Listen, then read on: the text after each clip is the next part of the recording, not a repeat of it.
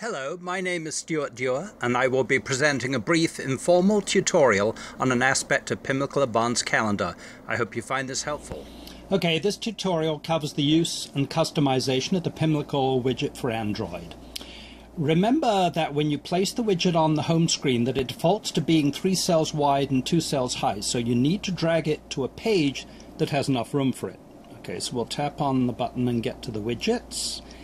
And here we have the Pimlico widget, so we tap on it and drag it into place. And when you do that, the general settings for the widget are displayed, and you can actually redisplay these settings at any time by tapping on the Pimlico icon in the widget. Most of these settings are fairly obvious. The refresh interval can be set to any value in the pop-up list, or you can actually set it to intermediate values by setting a preference directly. Text rows is normally defaulted to automatic, but you may find that you need to set a specific number of text rows to get it to display optimally on your particular device. Transparency allows you to adjust the widget background. You have a slider here that you can adjust, or you can tap on the button and just key in a particular percentage value for the transparency of the background. Type size allows you to adjust the size of type in the display from all the way from 10 point up to 28 point, depending on what you find suits your eyesight. 12-hour clock will set the time format in standard US 12-hour time format. If you uncheck it, it'll be in standard 24-hour format. White text displays the text in white rather than black, which can be useful if you set the background transparent and have a rather dark wallpaper. Finally, Show Quick Entry Template button will display an extra button on the widget that will allow you to access Pimlico Android templates directly. Finally, the Info button, if you tap, brings up a useful help file on the web, and it's probably not a bad idea to read through that, as it has a lot of information about the widget and how it works. Okay, so we'll tap on the Done button, and you'll notice that in fact, what we'll do here is let's resize the widget. If you long press it, you get resize handles. So we'll resize the widget to make it a little bit bigger here. You can launch your calendar application, which would be Pimlico Android if you have it installed, or the stock Android calendar, by tapping anywhere on the widget below the button row. So if you just tap there, your calendar application comes up.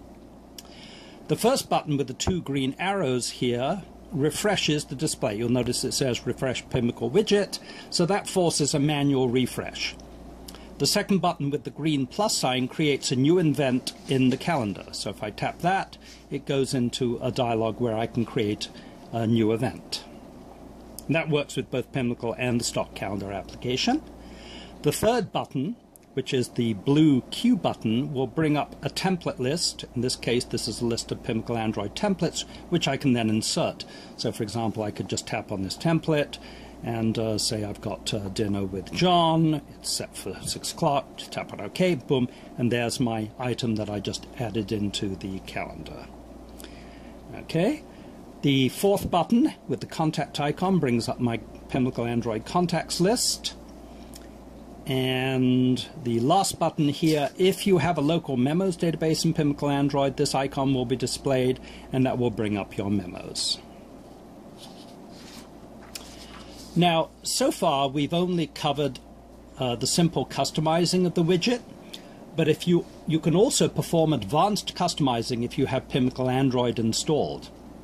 The display of these items here is controlled by a standard Pimlico Android filter called Widget.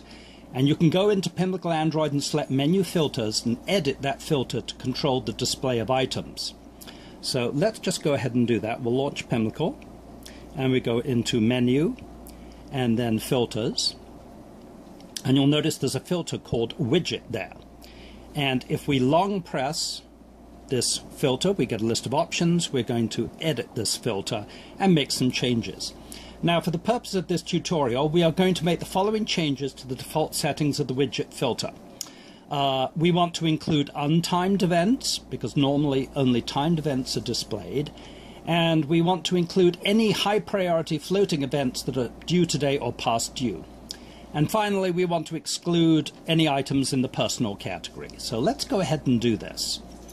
In the Appointments tab, which is the first tab that comes up, we now check the box for untimed events. That way, both timed and untimed events will now appear.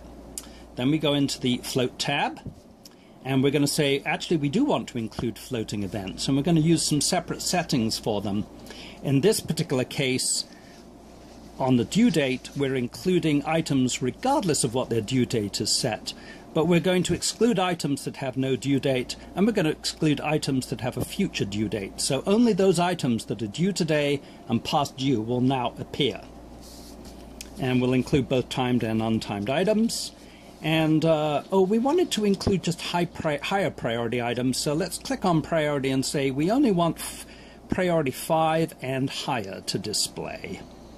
And then finally, we're going to go into categories, and we're going to say we want this item, but not if it's in the personal category. So we will exclude that particular category.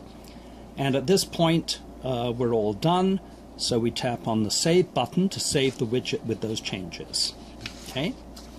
Now we can go back to the widget on the main screen. This time when I hit refresh, you'll notice the display changes because now I've removed my personal events and I'm only showing high priority floating events. Don't happen to have any right now showing.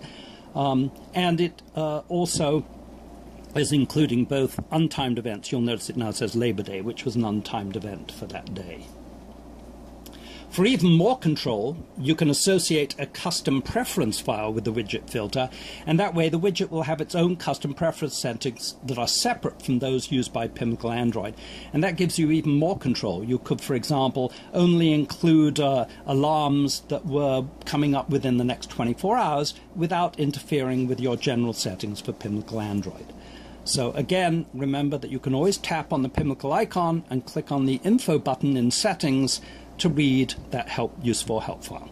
Hope this proved to be helpful.